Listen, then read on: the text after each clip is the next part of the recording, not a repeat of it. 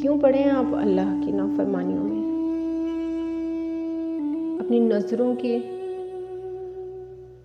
وقتی دھوکے میں، نظروں کے وقتی اپنی طبیعت کے تقاضوں کو دنیاوی لذتوں سے بچائیں. اپنی طبیعت کے تقاضوں کو آپ کی نظروں کی لذتوں سے دور رکھیے. طبیعت کے تقاضے کو آپ جس طرف لے کے جائیں گے کہ اسی طرف جائے گا. اللہ تعالیٰ نے اختیارات سے نواز رکھا ہے انسان کو، تو بچیے، جتنا بچا جائے بچیے. ان آنکھوں کی لذتوں سے بچیے، الفاظ کی لذتوں سے بچیے،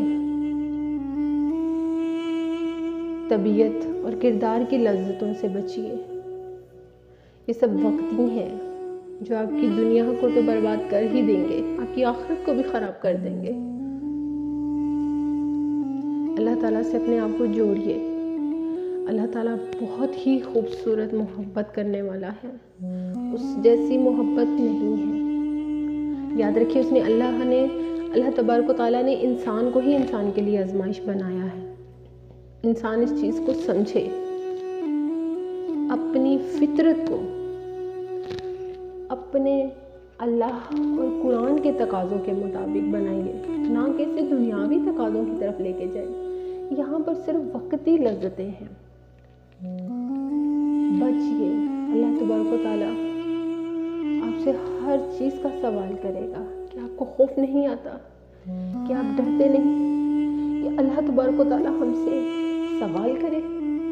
میں تو سوچتی ہوں تو مجھے بہت خوف آتا ہے. میں تو ڈر جاتی ہوں کہ وہ مجھ سے سوال نہ کرے. ایک عجیب سا خوف آتا ہے کہ وہ مجھ سے سوال کرے گا. نہیں، وہ مجھ سے سوال نہ کرے. تو خدا را آپ بھی اس چیز سے ڈر جائیں، اس کے سوالوں سے ڈریے، اس کی رحمت کو طلب کیجیے، اس کی رحمت کو ڈھونڈیے. بچیے، اپنے آپ کو بچائیں. خدا کے لیے معاشرہ آپ کی طبیعت سے تخلیق ہوتا ہے، لہٰذا اپنی طبیعتوں کو، اپنے کردار کو اللہ اور قرآن اور رسول اللہ کے مطابق لے کے چلیے. بچیے ان چیزوں سے. اللہ تعالیٰ آپ سب پر اپنی خیر و برکتیں نازل کرے.